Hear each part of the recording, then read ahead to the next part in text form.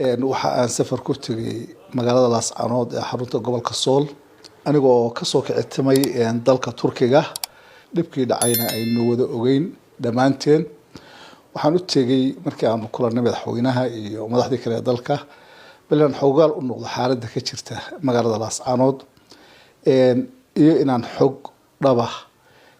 aan la wadaago madaxweynaha taasaanan hadda la imid oo inaan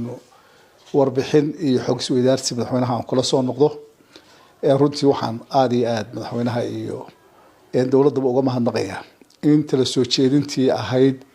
in ciidamada magaalada gudaheeda laga saaro si loo yareeyo dhibaatada loona ilaaliyo dareenkii shacabka ee kacay in sida ay ahayd ay u fushay ilaa iyo hadeerna arrintaasi ay keentay guul weyn runtii aanay dhicin wax dhibaato ah oo cusub marka laga reebo intii dhacday maalmihii hore waxa kale runtii iyana arrimaha aan u tagay kamid ahayd meesha in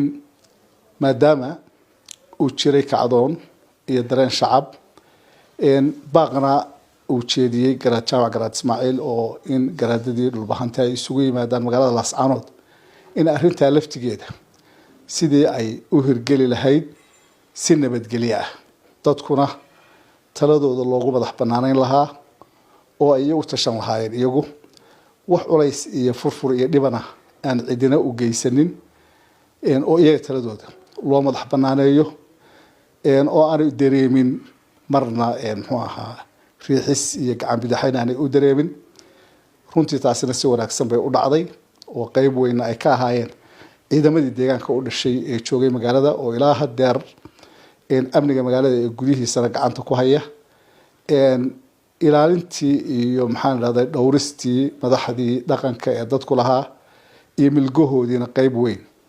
ka qaatay iyagana mahad gaar baan u jeedinayaa waxaan rajaynayaa shirkaas hadda u socda ee isimada iyo cuqaasha iyo aqoon-yahanka culimada iyo waxgaradka inuu noqon doono shir mid dhal ah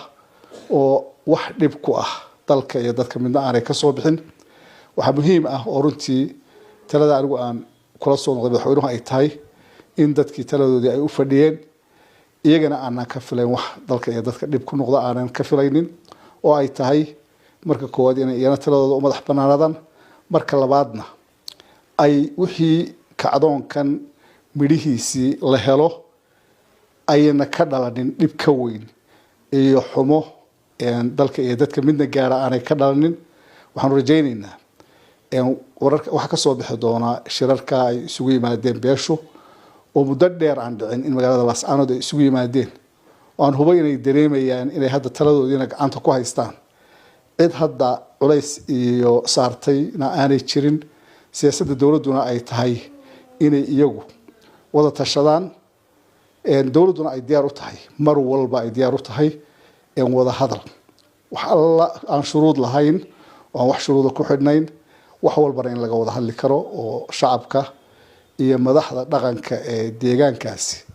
lagala hadlayo wax kasta oo ama tabasho ha noqoto ama haba ka weynaato arrimo masiiriya ha noqotee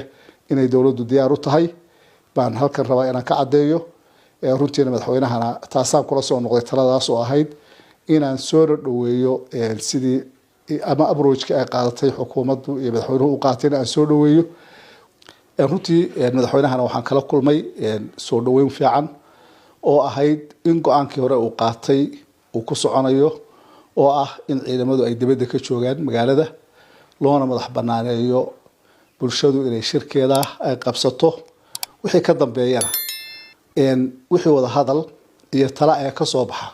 uu mar walba diyaar u yahay inuu dhinaca wanaagsan ka istaago waxaan rajaynaynaa sidaa u dhici doono